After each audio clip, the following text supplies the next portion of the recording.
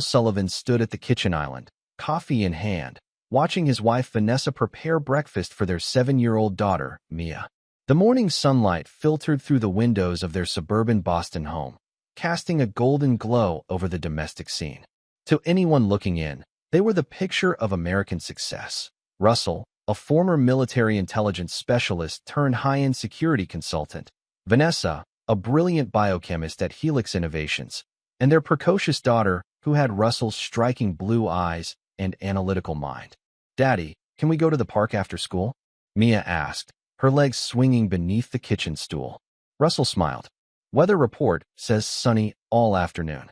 I think we can make that happen." Vanessa slid a plate of pancakes toward their daughter. "Just don't forget I have that late meeting tonight. Dr. Phillips wants to review the new protocol before next week's presentation."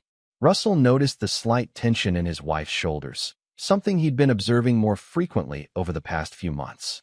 His years in intelligence had trained him to detect micro-expressions, those fleeting tells that betrayed inner thoughts. Lately, Vanessa had been displaying more than a few. "Third late meeting this week," Russell remarked casually.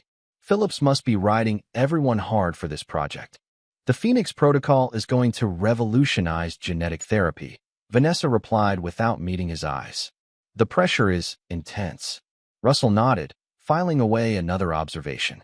Vanessa's phone buzzed on the counter. She snatched it up with unusual speed, glanced at the screen, and quickly silenced it. "Work?" he asked. "Always," she said with a tight smile. Russell checked his watch. "I should head out. Got a consultation with that tech startup downtown." He kissed Mia on the forehead. "Be good at school today, kiddo." Outside, Russell sat in his car, but didn't start the engine immediately. Instead, he pulled out his phone and opened an app that most people wouldn't recognize, a custom security program he designed that logged Vanessa's recent call history through their shared family plan. For calls from the same number in the past week, all during her supposed late meetings. The number belonged to Dr. Leonard Leon Brooks, Vanessa's colleague at Helix. Russell had first noticed the patterns 3 months ago, the late nights, the secretive texts, the subtle change in how she carried herself. He hadn't confronted her yet. In his experience, incomplete intelligence led to strategic failure. He needed more data. That afternoon, Russell picked up Mia from school as promised. At the playground, he watched her climb the jungle gym with the fearlessness that always made him proud. "Watch me, Daddy," she called, scaling to the top. "I see you, Mia. Careful up there." The words had barely left his mouth when Mia reached for a bar slightly beyond her grasp. Her fingers slipped, and Russell was already moving as she lost balance and fell. Despite his quick reaction, he couldn't reach her before she hit the ground with a sickening crack, her left arm taking the brunt of the impact. Her scream cut through the peaceful afternoon. Chapter 2. Beneath the Surface. The emergency room was a flurry of activity as nurses and doctors attended to Mia. Russell stood vigil beside her bed, his calm exterior masking the turmoil inside. He'd called Vanessa twice before finally reaching her. "I'll be there as soon as I can," she'd promised, voice tight with worry. "I'm leaving the lab now." Dr. Tanner, a middle-aged man with gentle eyes and a reassuring demeanor, returned with Mia's x-rays. "The break is clean," he explained to Russell. "She'll need a cast, but children heal quickly. She should be back to normal in about 6 weeks." Russell nodded, relief washing over him. "Thank you, Doctor." Dr. Tanner slid the x-ray onto the lightbox for Russell to see. "This is the fracture here," he said, pointing to a clear break in the ulna. But then the doctor's finger moved to another area of the image. His brow furrowed. "Is something wrong?" Russell asked, instantly alert. Dr. Tanner leaned closer to the x-ray. "That's unusual." "What is?" The doctor pointed to what appeared to be small, irregular densities within the bone structure itself. "I've never seen this pattern before. These formations within the bone." He looked puzzled. "They almost look like..." The curtain around Mia's bed pulled back as Vanessa rushed in. "Oh my God, Mia." She hurried to their daughter's side, stroking her hair. "Are you okay, baby?" "It hurts, Mommy," Mia whimpered. Russell watched his wife carefully. "The doctor was just showing me something strange on Mia's x-ray." Vanessa's eyes darted to the lightbox. For a split second, Russell saw it, recognition, then fear.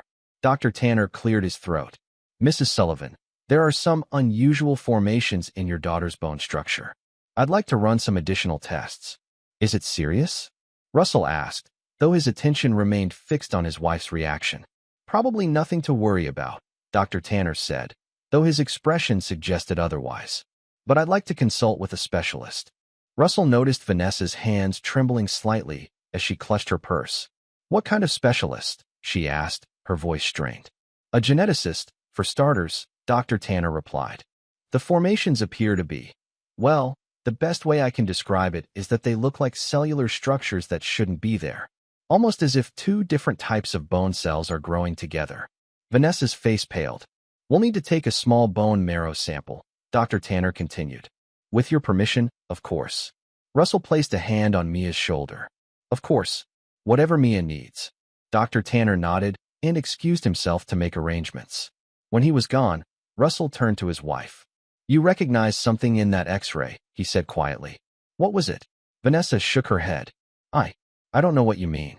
Russell was about to press further when his phone vibrated. A text from an unknown number. Is everything okay with Mia? Vanessa isn't answering. Russell's jaw tightened. He showed the message to Vanessa, whose face drained of color. Who's asking about our daughter, Vanessa? Before she could answer, Dr. Tanner returned with a specialist, a woman in her 40s with sharp eyes and a no-nonsense demeanor. Mr. and Mrs. Sullivan, I'm Dr. Abigail West, head of genetics at Boston Memorial. She studied the X-ray intently. We need to run more comprehensive tests immediately. She turned to them with a grave expression. There is something inside your daughter's bones that, quite frankly, should be impossible. Chapter 3. Fractured Foundations. The following days passed in a blur of tests and specialists. Mia, resilient as ever, seemed more annoyed by the hospital stay than frightened by it. Russell maintained his composed facade while methodically gathering information. Drive West had requested a full genetic workup, samples from both parents for comparison, and had consulted with colleagues across the country. When she finally called them into her office for a private consultation, her expression was troubled. Please, sit down, she said, gesturing to the chairs across from her desk. Russell and Vanessa sat side by side, no longer the united front they once were. The tension between them was palpable. Drive West pulled up several images on her computer screen. These are microscopic images of Mia's bone structure. She pointed to what looked like a cellular mosaic. This is what we call cellular chimerism, where an individual has two distinct genetic signatures, like twins that merged in the womb. Russell asked, recalling an article he'd read. Similar, but much more complex, Drive West replied. Chimerism occurs naturally in rare cases, but Mia's case is, she hesitated, unprecedented. She clicked to another screen showing genetic sequences. We compared Mia's DNA with both of yours. As expected, she shares markers with both parents. However, she highlighted a section of the genetic code. This section here shares no markers with you, Mr. Sullivan. Russell's expression remained impassive. Are you saying I'm not Mia's biological father?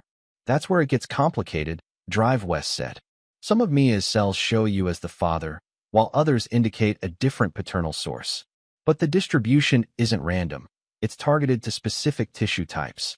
Her bone marrow, in particular, shows a deliberate integration of foreign genetic material. Vanessa stared at her hands, silent tears streaming down her face. What you're describing sounds like genetic engineering, Russell said evenly. Drive West nodded grimly. That's our conclusion as well. This isn't natural chimerism.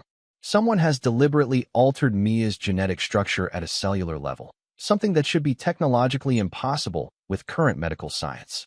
She looked directly at Vanessa. Mrs. Sullivan, given your position at Helix Innovations, I was hoping you might provide some insight. Russell turned to his wife. Yes, Vanessa. Perhaps you could explain how our daughter became a genetic experiment. Vanessa's composure crumbled. It wasn't supposed to be like this, she whispered. The modifications were meant to be temporary, therapeutic. They were never supposed to integrate permanently. The admission hung in the air like a death sentence to their marriage. Russell felt a cold rage building inside him, but his voice remained controlled. Who is he, Vanessa? She looked up, startled by the question. The other genetic donor, Russell clarified. Your colleague Leon Brooks? The one who's been texting you about our daughter. Drive West shifted uncomfortably. I should give you two some privacy. No, Russell said firmly. I want a witness to what happens next. My wife is about to explain how and why she allowed someone to experiment on our child. Vanessa took a shuddering breath. Leon and we've been working on the Phoenix Protocol for years. It's a revolutionary approach to genetic therapy that could cure countless diseases. And your affair? How long has that been going on? Russell's voice was glacial. 18 months, she admitted. But this isn't about us. The protocol wasn't ready for human trials, but when Mia developed those early signs of juvenile arthritis 2 years ago, Russell's mind flashed back to their daughter's mysterious joint pain that had mysteriously resolved. You used our daughter as a lab rat. We were trying to help her. Vanessa protested. The protocol worked. Her arthritis is gone. By permanently altering her DNA, Russell stated. Without my knowledge or consent. Drive West interjected. Mrs. Sullivan, you realize what you're describing violates every ethical guideline in medical research? Not to mention federal law. Vanessa buried her face in her hands. It was supposed to be temporary. The genetic material was designed to degrade after serving its purpose. Except it didn't, Russell observed coldly. Instead, it integrated into her bone structure. A thought occurred to him. Does Helix know about this? Vanessa's silence was answer enough. Russell stood up. Drive West. I'll need copies of all these test results. Of course, the doctor replied. But there's something else you should know. The foreign genetic material in Mia's system appears to be spreading. It's slow, but the integration is continuing. We don't know what the long-term effects might be. Russell looked down at his wife, who couldn't meet his eyes. Then we'll need to find someone who does. In that moment, as he stared at the woman he'd loved for a decade, Russell Sullivan made a silent vow. Everyone involved in turning his daughter into an experiment would pay, starting with his wife and her lover, and he would be utterly without mercy. Chapter 4. Surgical Precision. Russell sat in his home office, surrounded by 3 monitors displaying different streams of information.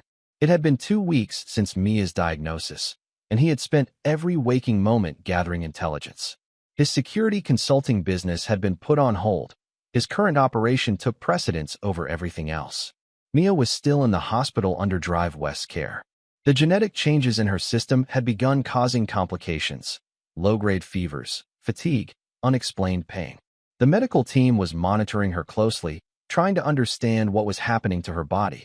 Vanessa had moved out at Russell's insistence, taking a small apartment nearby to remain close to Mia. Russell had allowed this only because cutting off Vanessa's access to their daughter would have raised suspicions. He needed everyone involved to believe he was simply a distraught father, focused solely on his child's well-being. In reality, Russell Sullivan had reverted to the man he'd been in military intelligence, methodical, relentless, and dangerous. On his center monitor was a comprehensive profile of Dr. Leonard Leon Brooks, 43, brilliant geneticist with specializations in recombinant DNA technologies, divorced, no children.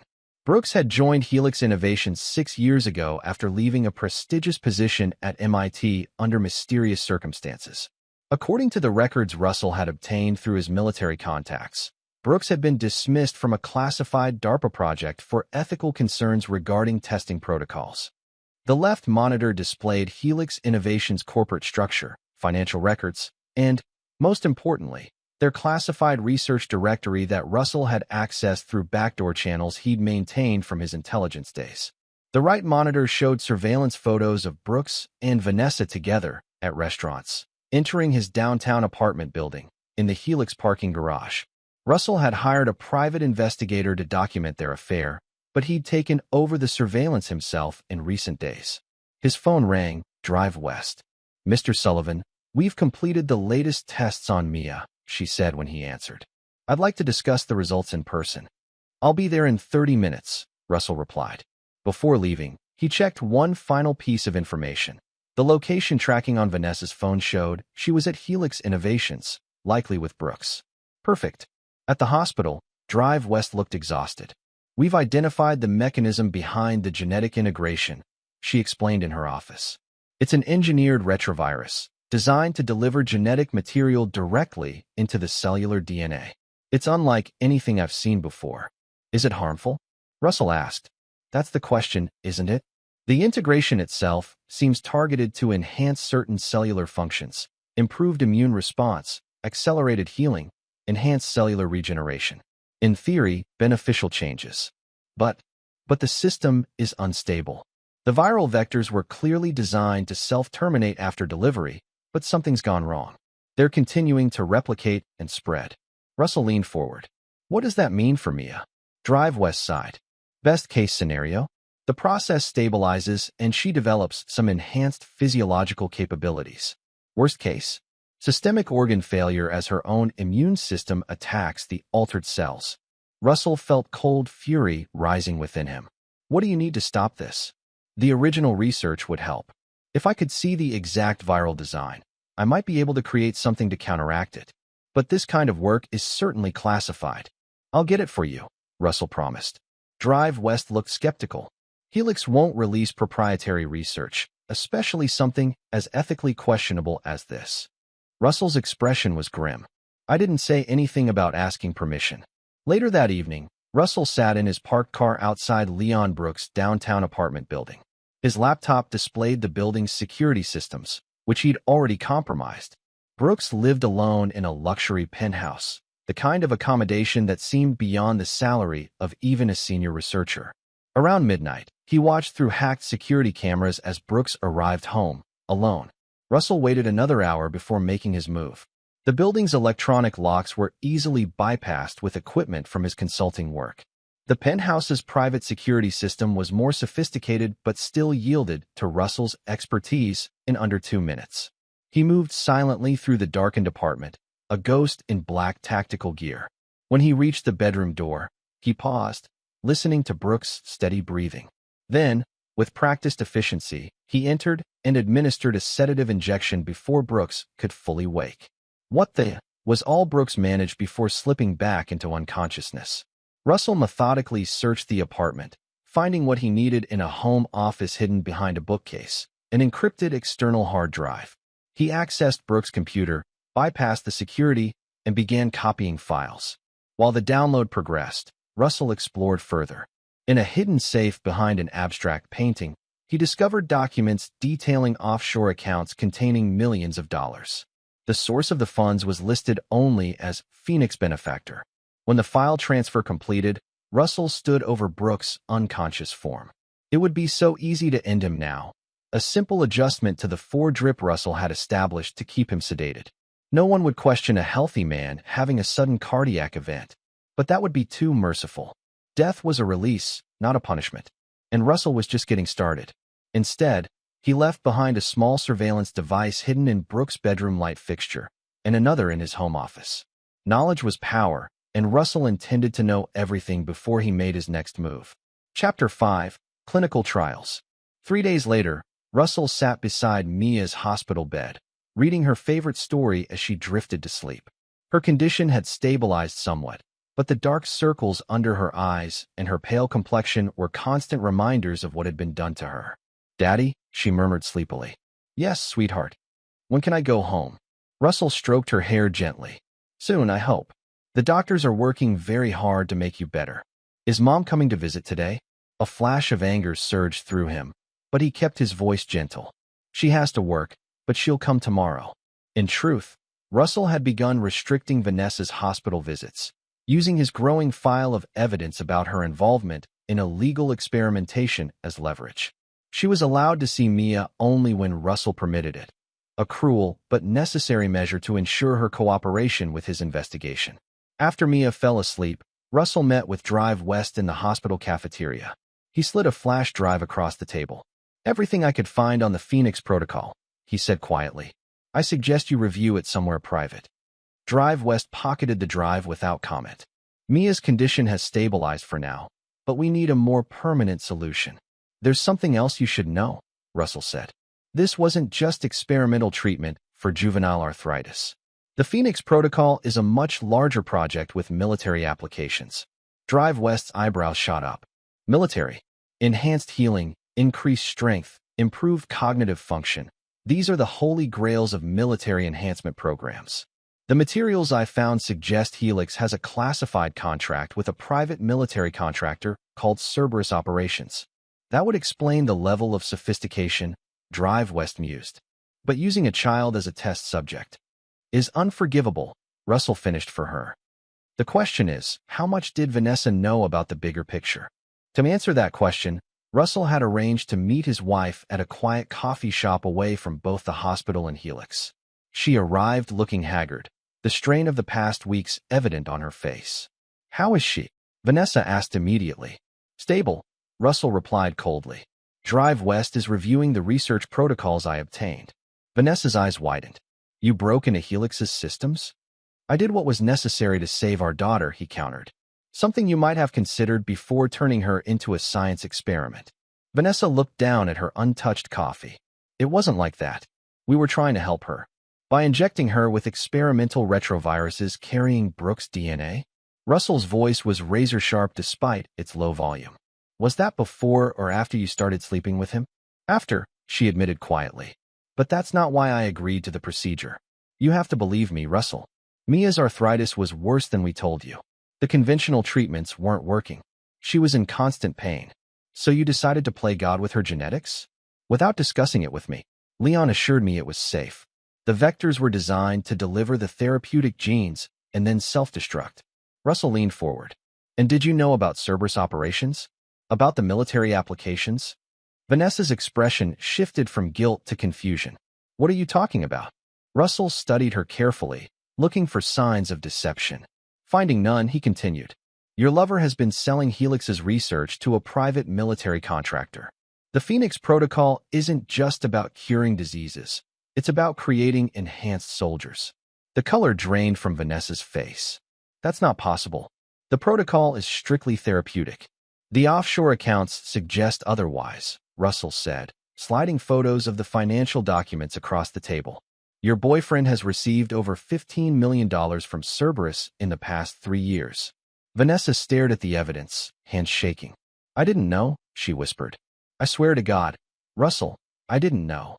For the first time, Russell believed her, but it changed nothing. "Ignorance doesn't absolve you," he said coldly. "You still allowed him to use our daughter as a test subject. What are you going to do?" Vanessa asked, fear evident in her voice. Russell stood, his expression unreadable. "Whatever it takes to save Mia and make everyone responsible pay for what they've done." He paused, "Starting with Brooks. And if necessary, ending with you." Later that night, Russell's surveillance equipment captured a heated argument between Vanessa and Brooks in his penthouse. "You used me," Vanessa screamed, throwing the financial documents at him. "You used me to get to Mia?" Brooks remained calm. "Don't be dramatic, Vanessa. The procedure helped your daughter. The fact that it provided valuable data for our other projects is just efficient research design." "Other projects? You mean your illegal military contracts?" "You told me Phoenix was about curing genetic diseases." "And it is," Brooks insisted. "Enhanced healing, improved immunity. These have civilian applications too. But Helix needs funding, and the military pays better than hospitals. You put my daughter's life at risk." Brooks' expression hardened. "Our daughter, Vanessa. Or have you forgotten that part?" Russell froze the video, zooming in on Vanessa's shocked expression. The revelation hit him like a physical blow. Brooks was Mia's biological father. His entire world collapsed around him in that instant. Every memory, every moment with Mia, all based on a lie. The child he'd raised as his own for 7 years wasn't his. But as the initial shock subsided, a cold clarity took its place. Biology didn't matter. Mia was his daughter in every way that counted. And now he had even more reason to destroy the people who had betrayed him. Chapter 6. Terminal Diagnosis. The next morning, Russell arrived at Drive West's office to find her looking both excited and disturbed. "The data you provided is extraordinary," she said without preamble. "The Phoenix Protocol is decades ahead of current genetic therapy techniques. But it's also deeply concerning." "How so?" Russell asked. "The viral vectors were designed with multiple safeguards to prevent exactly what's happening to Mia. For those safeguards to fail so completely." She shook her head. "It wasn't an accident." Russell's expression darkened. "You think someone deliberately modified the treatment to make the changes permanent?" "More than that," Drive West explained. "The version administered to Mia appears specifically designed to integrate the donor's DNA permanently into her cellular structure. It's as if someone wanted to create a genetic legacy that couldn't be erased." "Brooks," Russell muttered. "He wanted to literally put his mark on her at a genetic level." "There's something else," Drive West continued. I found references to a compound called PT-27 that should be able to halt the viral replication and stabilize Mia's condition. But it's not included in any of these files. Where would it be? Based on these notes, it exists only at Helix's secure laboratory facility. It's part of the fail-safe protocols for their military trials. Russell stood. Then that's where I'm going next. Before he could leave, Drive West grabbed his arm. Mr. Sullivan, there's something you should know about Mia's genetic profile. Russell steeled himself. She's not biologically mine. I already know. Drive West looked surprised. Actually, that's not entirely accurate. Mia's original DNA, before the Phoenix procedure, shows you as her biological father. The foreign DNA was introduced through the treatment, not conception. Relief flooded through Russell, followed immediately by confusion. But I heard Brooks claim he was her father. Biologically speaking, he's trying to become her father through this procedure. The foreign DNA is gradually replacing portions of her original genetic code, specifically, the portions she inherited from you. The implications hit Russell like a sledgehammer. This wasn't just an experimental treatment gone wrong. This was Brooks trying to erase Russell from Mia's very existence, replacing her genetic father one cell at a time. The PT-27 compound, Russell said, his voice deadly calm. How quickly can it stop this process? According to these notes, it should halt the viral replication immediately. With follow-up treatments, it might even reverse some of the changes, though not all of them. I'll get it, Russell promised. Whatever it takes. That evening, Russell met with an old contact from his military days, Dominic Foster, a former Delta Force operator who now worked in private security. I need to access a secure laboratory, Russell explained in Dom's sparse apartment. Dom raised an eyebrow. Breaking and entering isn't exactly my specialty. This isn't a standard security job, Russell admitted. The target is Helix Innovation's main research facility. Maximum security, biometric access, armed guards. Sounds like a suicide mission, Dom commented. What's so important in there? A compound that will save my daughter's life. Dom's expression softened slightly. The little girl you always talk about? Mia. Russell nodded. All right, Dom sighed. I'm not saying yes, but let me see what we're dealing with. Russell pulled out blueprints of the Helix facility, security protocols, guard rotations, all obtained through his intelligence contacts and hacking efforts. Jesus, Russell, Dom muttered as he reviewed the materials. You've been busy. I have sources inside Helix, Russell explained. Vanessa's key card will get us past the first layer of security, but the lab itself requires palm print and retinal scanning.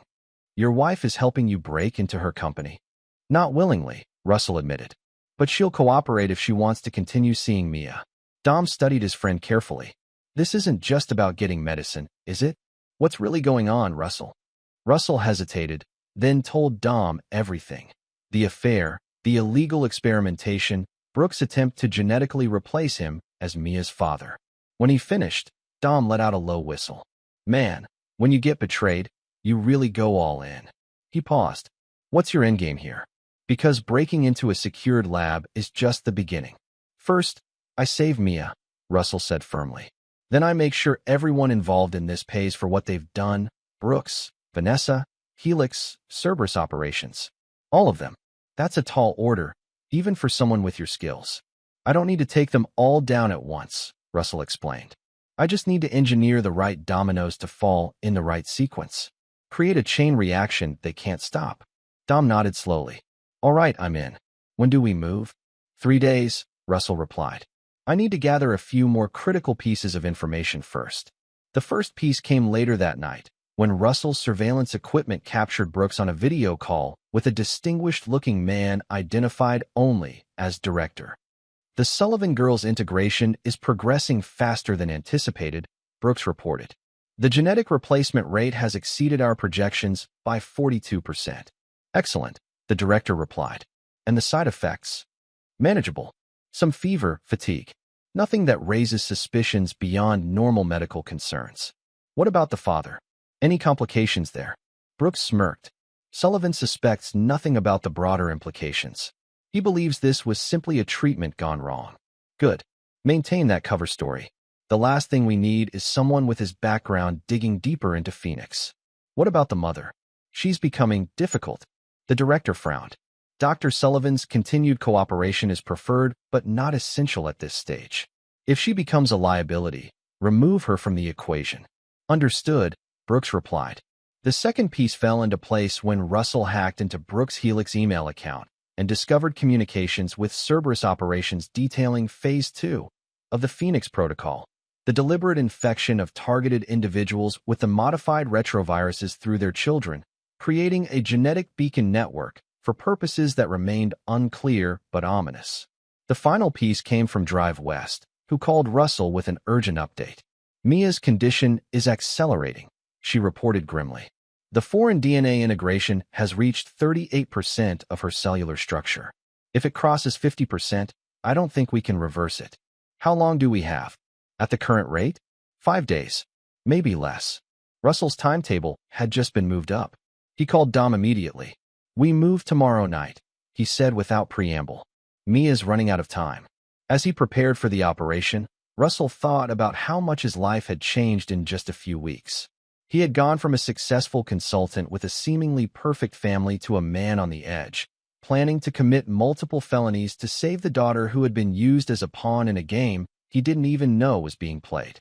But one thing remained constant: his love for Mia and his determination to protect her, no matter the cost. And his resolve that those who had betrayed them both would face a reckoning unlike anything they could imagine. Chapter 7. Critical Condition.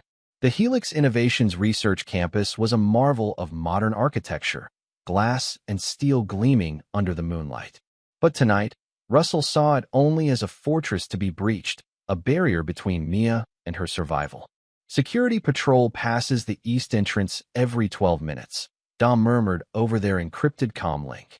You'll have a 90-second window after I trigger the distraction. Russell checked his watch. Copy that. Standing by. They had forced Vanessa to provide her keycard and detailed information about the laboratory layout. Russell had recorded their conversation for leverage. If anything happens to Mia because you withheld information, he had told her coldly, the FBI will receive evidence of your involvement in illegal human experimentation on a minor. Your career and freedom will be over. Her tear-streaked face had haunted him briefly before he pushed the image aside. Sentiment was a luxury he could no longer afford. On the opposite side of the campus, Dom triggered a small explosion in a maintenance shed. As predicted, the security team responded immediately, drawing attention away from the east entrance. Russell moved swiftly, using Vanessa's keycard to access the building. Inside, he navigated through darkened corridors, avoiding the skeleton night shift staff with practiced ease. His military training had prepared him for operations far more complex than this. The secure laboratory was located in the basement level, protected by multiple security systems. Russell used a device he had created to spoof the biometric scanner, tricking it into recognizing his palm print as Vanessa's. For the retinal scanner, he used a more elegant solution: high-resolution contact lenses printed with Vanessa's retinal pattern, obtained from her medical records. The laboratory door slid open with a soft hiss. Russell moved methodically through the sterile space, locating the storage unit described in the files. Inside, organized in neat rows, were vials of various compounds, each labeled with alphanumeric codes. He found PT-27 exactly where Brooks' notes had indicated. The clear liquid looked utterly unremarkable, belying its critical importance. Russell carefully placed 4 vials in his specialized carrying case. As he prepared to leave, his attention was caught by a separate storage unit labeled Phoenix Prime. Inside was a single vial containing a dark red substance. According to the research he'd uncovered, this was the master sample of the original Phoenix retrovirus, the template from which all variants, including the one used on Mia, had been created. Russell hesitated only briefly before taking this vial as well. It might prove useful to Drive West in developing a more permanent treatment for Mia. He was nearly at the exit when the laboratory lights suddenly came on. Russell ducked behind a workstation as the door opened. I don't care what time it is, Brooks' voice echoed through the lab. The director wants an update on the Sullivan samples immediately. Russell remained perfectly still, controlling his breathing as Brooks moved through the laboratory, accompanied by a younger researcher who looked nervous. Dr. Brooks, shouldn't we wait for Dr. Sullivan's authorization? This is her project too. Brooks scoffed. Vanessa has become a liability. Her maternal instincts are clouding her scientific judgment. But the ethics committee. The ethics committee sees what we want them to see, Brooks interrupted sharply. Now, pull up the latest data on subject MS-7. Russell realized with a chill that MS-7 must be Mia's designation in their twisted experiment. He fought the urge to confront Brooks then and there. That would come later, after Mia was safe. The younger researcher accessed a computer terminal, pulling up what appeared to be real-time biometric data. Integration rate continues to accelerate. Current cellular replacement at 41.3%. Brooks smiled. Excellent. And the synchronization with the primary donor. Neural pattern synchronization at 17%. If the trend continues, we should see threshold alignment within 10 to 14 days. Russell's blood ran cold. Neural pattern synchronization? What exactly were they doing to his daughter? What about the father? Any complications from the hospital discovery? The researcher shook his head. He appears to be focused solely on treatment options. Drive West has kept him occupied with conventional approaches. Russell's jaw tightened. Drive West was working with them? The betrayal cut deep, but he maintained his composure. Now is not the time for confrontation. Good, Brooks replied. Once we reach 50% integration, the process becomes irreversible. After that, it won't matter what Sullivan knows or doesn't know. The two men continued working for what felt like an eternity. Finally, Brooks yawned and checked his watch. That's enough for tonight. Lock up when you're done. After they left, Russell waited 5 minutes before making his escape. Outside, he met Dom at their predetermined rendezvous point. Did you get it? Dom asked. Russell patted his case. And more. But we have a complication. Drive West is working with them. Dom cursed under his breath. What's the play now? We can't trust the hospital team with Mia's treatment, Russell said grimly. We need an independent specialist who can administer the PT-27. I might know someone, Dom offered. Former military doctor. Works off the books now for people who can't go through official channels. Set it up, Russell instructed. And I need a secure location to move Mia. Somewhere Brooks and his people can't find her. Dom nodded. I've got a safe house in New Hampshire. Remote, defensible, and completely off the grid. Perfect. We move Mia tomorrow night. As they drove away from Helix, Russell's mind raced. The conspiracy was larger and more sinister than he had imagined. Neural pattern synchronization suggested they weren't just altering Mia's DNA. They were attempting to change her neural pathways, perhaps even her consciousness itself. He thought of Brooks' smug face, of Vanessa's betrayal, of Drive West's deception. Each one would pay for what they had done to his daughter. But first, he needed to get Mia to safety and begin her treatment. The pieces of his revenge were falling into place, but time was running out. Chapter 8. Invasive Procedures. The next evening, Russell arrived at Boston Memorial Hospital wearing the uniform of a private medical transport service. The forged paperwork authorizing Mia's transfer to a specialized pediatric facility was flawless, another product of Dom's extensive connections. Daddy, Mia exclaimed when he entered her room. Are we going home? Russell forced a smile. Not yet, sweetheart. We're going to a special doctor who can help you feel better faster. He helped her into a wheelchair, grateful that she was having one of her better days. As they moved through the hospital corridors, Russell remained vigilant, watching for any sign of Drive West or hospital security. They reached the service elevator without incident. Dom was waiting in a modified ambulance in the loading area, the engine running. All set, Dom asked as Russell secured Mia in the back. Let's move, Russell confirmed, climbing in beside his daughter. They were barely out of the hospital parking lot when Russell's phone rang. Drive West. Mr. Sullivan, where is Mia? She demanded when he answered. She's not in her room. She's safe, Russell replied coldly. Away from you and your colleagues at Helix. A pause. I don't know what you think you're doing. Neural pattern synchronization, Russell interrupted. Did you really think I wouldn't find out what you're doing to my daughter? Using her as a vessel for Brooks' consciousness. Another, longer pause. You don't understand the significance of what we're achieving. I understand perfectly. You're attempting to transfer one person's consciousness into another through genetic and neural manipulation. You're trying to make Brooks immortal by gradually overriding Mia's identity with his. It's more complex than that, Drive West argued. The Phoenix Protocol represents the next stage of human evolution. Mia was chosen because her genetic structure was exceptionally compatible. She was chosen because Brooks wanted to replace me with himself, not just as her father, but in her very DNA, Russell countered. Tell your colleagues at Helix and Cerberus that Mia is no longer part of their experiment. You're making a terrible mistake, Drive West warned. Mia needs specialized care that only we can provide. You've lost the right to treat my daughter, Russell said before ending the call. 3 hours later, they arrived at Dom's safe house, a modernized cabin deep in the New Hampshire woods. The property was surrounded by dense forest, with a single access road that could be easily monitored. Inside, they were met by Dr. Maya Cortez, a former military physician with experience in experimental treatments. Dom had vouched for her discretion and competence. This is the compound, Dr. Cortez asked, examining the vials of PT-27. According to the research, it should halt the viral replication immediately, Russell explained, handing her the files he'd compiled. Dr. Cortez reviewed the materials with a professional eye. I'll need to run some preliminary tests before administering it, but the science seems sound.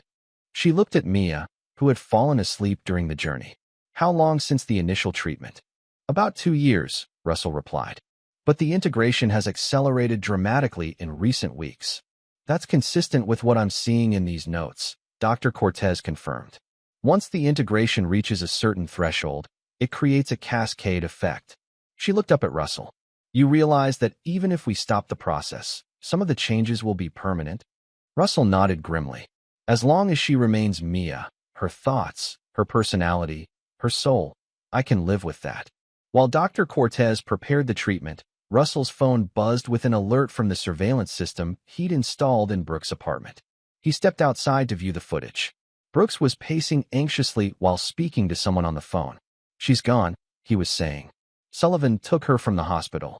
A pause as he listened to the other person. No, we can't go to the police.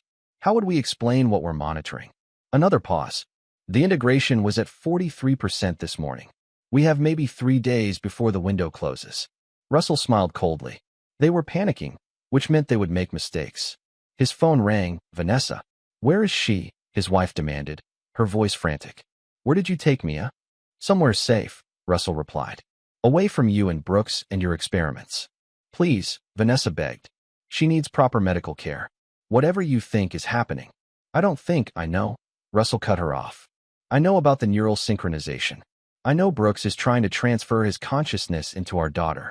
I know you've been helping him, whether willingly or not. Vanessa's sharp intake of breath told him she hadn't known the full extent of the project. That's not possible, she whispered. The Phoenix Protocol is about genetic therapy, not what you're describing. Check the Phase 2 protocols, Russell suggested coldly. The files marked Lazarus option. Then decide if you want to continue defending the man who's trying to possess our daughter's mind. He ended the call and returned inside, where Dr. Cortez was preparing to administer the first dose of PT-27 to Mia. This should begin working immediately, Dr. Cortez explained. I'll monitor her vital signs and take blood samples every 4 hours to track the viral suppression. Russell nodded, taking Mia's small hand in his. You're going to be okay, sweetheart. Daddy's here. Hours passed as they waited for the treatment to take effect. Russell used the time to continue monitoring the fallout at Helix. His surveillance showed increasing panic among Brooks and his team as they realized the PT-27 compound was missing. Around midnight, Dr. Cortez approached with cautious optimism. The preliminary blood work shows the viral replication has slowed significantly. If this continues, we should see complete suppression within 24 hours. Relief washed over Russell, but he knew this was just the beginning. Stopping the process wasn't enough. Those responsible needed to pay for what they had done. The next morning, while Mia slept peacefully for the first time in weeks, Russell initiated the next phase of his plan. Using the sophisticated hacking tools from his consulting work, he accessed Helix's secure server and began downloading everything related to the Phoenix Protocol and Cerberus operations. The files revealed a conspiracy far more extensive than he had imagined. Cerberus wasn't just a private military contractor. It was a front for a cabal of wealthy elites seeking technological immortality. The Phoenix Protocol had been developed specifically to allow consciousness transfer from one body to another, with the ultimate goal of allowing these elites to extend their lives indefinitely by transferring their minds into younger bodies. Brooks had been using Mia as a proof of concept, with himself as the donor consciousness. If successful, the technique would be refined for the Cerberus principles. As Russell processed this horrific revelation, his phone rang. An unknown number. "Hello, Mr. Sullivan." The voice was cultured, authoritative, the same voice Russell had heard in Brooks' video call with the director. "Who is this?" Russell asked, though he already knew. "Someone with a proposition for you." The director replied smoothly. "Your daughter has become integral to a project of immense importance. Return her to our care, and you'll be generously compensated. $10 million, to be precise." "You want to buy my daughter so you can turn her into a vessel for Brooks' consciousness," Russell stated flatly. A slight pause. "I see Dr. Brooks has been indiscreet. Nevertheless, the offer stands. The process is already substantially complete. Fighting it now only puts your daughter at risk. Here's my counteroffer," Russell said, his voice deadly calm. "Stop pursuing my daughter, or I release everything I've gathered about Phoenix, Cerberus, and your plans for technological immortality to every major news outlet and intelligence agency in the world." "You're bluffing," the director replied, though Russell detected a hint of uncertainty. "You don't have access to that information." Russell read off a string of names. The Cerberus principles, all wealthy and powerful individuals who valued their privacy above all else. "Should I continue? Perhaps with details about your neural mapping procedures?" Silence on the other end of the line. "As we speak, encrypted files are being uploaded to secure servers around the world, set to automatically release if anything happens to me or my daughter," Russell continued. "Walk away now, and those files remain secured." "You're making a grave mistake," the director finally responded. "We have resources you can't imagine." "And I have the truth," Russell countered. "Let's see which is more powerful." After ending the call, Russell knew he had bought them some time, but the threat was far from neutralized. Brooks, Vanessa, drive west. All of them remained liabilities as long as they knew Mia's location. It was time to eliminate those liabilities permanently. Chapter 9. Terminal Vengeance. 3 days later, Mia's condition had improved dramatically. The PT-27 treatments had successfully halted the viral replication, and while some of the genetic changes were permanent, her core neural patterns remained intact. She was still Mia, in mind, spirit, and most of her DNA. Dr. Cortez had confirmed that the integration had stabilized at 46%, just short of the critical 50% threshold where Brooks' neural patterns would have begun to dominate. "She'll need ongoing monitoring," Dr. Cortez explained, "but the immediate danger has passed." Russell nodded, watching his daughter drawing pictures at the kitchen table, normal childhood activities that had seemed impossible just days ago. "Thank you," he said simply. "What will you do now?" Dr. Cortez asked quietly. Russell's expression hardened. "Finish this." While Mia remained safely at the cabin under Dom's protection, Russell traveled back to Boston to implement the final phase of his plan. It had taken days of meticulous preparation, but every element was now in place. His first stop was Leon Brooks' penthouse. The geneticist had been under constant surveillance since Mia's removal from the hospital, his movements tracked, his communications monitored.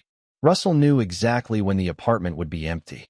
Inside, Russell moved with purpose, planting evidence that would be discovered later. Financial records linking Brooks directly to illegal human experimentation, correspondence with the Cerberus principles discussing the use of unwitting subjects, and details of the consciousness transfer protocols. But Russell's true objective was more sophisticated.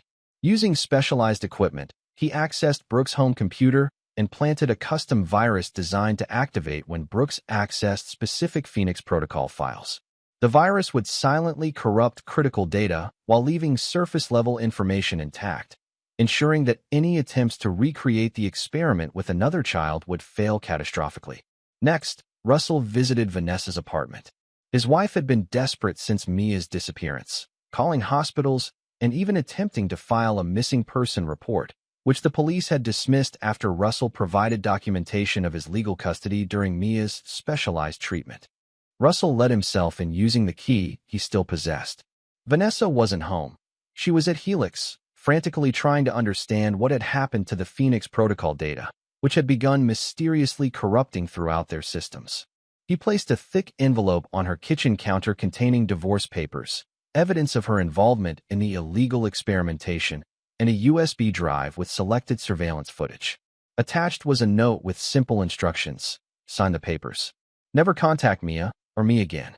Disappear, or everything goes public. Russell knew Vanessa well enough to predict her response. She would choose self-preservation over martyrdom. The career she had sacrificed so much for, including her family, would remain intact, though she would carry the burden of her choices forever. His final destination was the most crucial and the most dangerous. The Cerberus operations headquarters occupied the top floors of a nondescript office building in downtown Boston. Security was formidable, but Russell had spent his career overcoming such obstacles. Using credentials stolen from Brooks' computer, Russell gained access to the executive floor. The late hour ensured minimal staff presence. He moved silently through darkened corridors until he reached the director's office. The space was immaculate, minimalist decor, cutting-edge technology, floor-to-ceiling windows offering a commanding view of the city. Russell went straight to the computer terminal, inserting a specialized drive containing the most devastating cyber weapon in his arsenal. This wasn't just a virus or malware. It was a digital scorched earth protocol that would systematically destroy every piece of data related to Phoenix, while simultaneously transferring evidence of Cerberus illegal activities to encrypted servers controlled by Russell. As the program began its work, Russell heard the office door open behind him. "I expected someone like you would find your way here eventually," said the director's cultured voice. "Though I admit, it took you less time than anticipated." Russell turned slowly. The director was older than he had appeared in the video call, perhaps in his 70s, with silver hair and the confident bearing of someone accustomed to power. "You understand what I'm doing?" Russell asked, nodding toward the computer where the program continued its silent destruction. "Erasing our life's work," the director replied with surprising calm. "A setback, to be sure, but not insurmountable. You're never going to stop, are you?" Russell observed. "Even after what you tried to do to my daughter." The director shrugged elegantly. "Progress requires sacrifice, Mr. Sullivan. Humanity stands on the precipice of its greatest evolutionary leap, true immortality. Your daughter would have been remembered as a pioneer." "She's 7 years old," Russell said, his voice tight with controlled rage. "She deserves a life of her own, not to be hollowed out and used as a vessel for someone else's consciousness." "A matter of perspective," the director replied. "But it seems we've reached an impasse. What now? Do you kill me? Alert the authorities? Neither would stop what we've begun." Russell smiled coldly. "I don't need to do either." He gestured to the computer. "Right now, every piece of the Phoenix protocol is being systematically erased from your systems. Simultaneously, your personal financial records, including those offshore accounts funding illegal human experimentation, are being transferred to the FBI's Financial Crimes Division." The director's composed facade cracked slightly. "You're bluffing. Check your phone," Russell suggested. The director pulled out his smartphone, which had begun vibrating with incoming messages. His expression darkened as he read the urgent alerts from his financial team. "This is merely inconvenient," the director said, though his voice lacked its previous confidence. "I have resources, connections, all of which will distance themselves once the evidence is public," Russell interrupted. "Your Cerberus principals value their anonymity above all else. Once they realize you can no longer provide the immortality they were promised, they'll abandon you to save themselves." The director's hand moved toward his desk drawer, likely containing a weapon, but Russell was faster. In one fluid motion, he closed the distance between them, restraining the older man with practiced efficiency. "I could kill you now," Russell said softly, his grip firm but not yet lethal. "It would be easy, justified even, but death would be too merciful." He released the director, who stumbled back against his desk. "Instead, you get to live with failure," Russell continued, "watching everything you've built crumble around you. Your reputation, your fortune, your freedom, all gone. And the knowledge that a security consultant you dismissed as inconsequential was the architect of your destruction." The director's eyes burned with hatred, but Russell saw the fear beneath it, the recognition that he had been utterly outmaneuvered. "We'll rebuild," the director said defiantly. "This setback is temporary." "Perhaps," Russell acknowledged, "but not in your lifetime. And if anyone ever approaches my daughter again, I will release the contingency files I've prepared, Files that would interest not just the FBI, but several foreign intelligence agencies who would love to know about your government contracts. Russell checked the computer, confirming the program had completed its work. Goodbye, Director. I doubt we'll meet again. As he left the building, Russell felt a cold satisfaction. Brooks would soon discover his research corrupted beyond recovery and evidence of his crimes waiting to be discovered. Vanessa would face the consequences of her betrayal, losing her daughter and her position at Helix when the inevitable investigation began. And the director would watch his empire of exploitation collapse around him. 3 days later, Russell and Mia arrived at a new home, a comfortable house in a small coastal town in Maine, far from Boston and the memories it contained. Russell had liquidated his assets, established new identities for himself and Mia, and arranged for her continued medical care with specialists who knew nothing about Phoenix or Cerberus. As Mia explored her new bedroom with the resilience only children possess, Russell watched from the doorway, his expression softening in a way it hadn't in weeks. Dom, who had helped with the relocation, stood beside him. You think it's really over? Russell nodded slowly. Brooks is finished. The FBI raided his apartment yesterday after an anonymous tip about illegal human experimentation. Vanessa signed the divorce papers and took a research position in Europe. And the director? He smiled thinly. Let's just say his investors have lost confidence in his ability to deliver on his promises of immortality. And Mia? Will she be okay? Russell watched his daughter arranging her favorite books on a new shelf. The genetic changes are permanent, but stable. She'll need monitoring, but Dr. Cortez believes she'll live a normal life. What about the other effects? The neural patterns? Suppressed, not eliminated, Russell admitted. There will always be a shadow of Brooks in her DNA, but it's dormant now. Her mind is her own. Dom studied his friend carefully. And you? Are you okay with all of this? The lives you've destroyed, the laws you've broken? Russell's expression hardened again. They tried to take everything from me. My daughter, my family, my very identity as her father. They deserved everything they got. He paused, watching Mia arrange her stuffed animals on her new bed. I'll never forgive them for what they did. Never. And Mia? Will you tell her the truth someday? Russell considered this. A version of it, when she's old enough to understand. She deserves to know why we left Boston, why her mother isn't in our lives anymore. But not everything, Dom guessed. No, Russell agreed quietly. Not everything. As Dom left to return to Boston, Russell joined Mia in her room, helping her organize her collection of seashells on a windowsill overlooking the ocean. Do you like our new house? He asked. Mia nodded enthusiastically. I can hear the waves at night. And you said I can start a new school soon. Once Dr. Cortez says you're ready, Russell confirmed. Maybe in a few weeks. Will Mom visit us here? Mia asked innocently.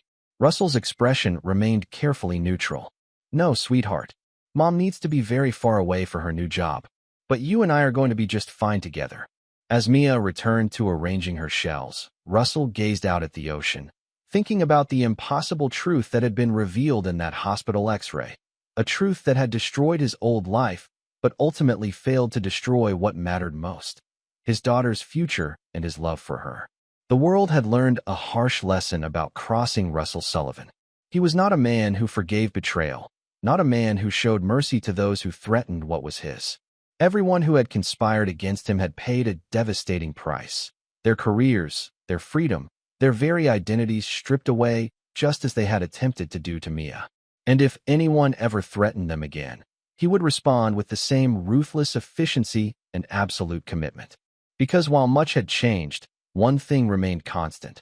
Russell Sullivan protected what was his, and heaven help anyone who stood in his way. This is where our story comes to an end. Share your thoughts in the comments section. Thanks for your time. If you enjoy this story, please subscribe to this channel.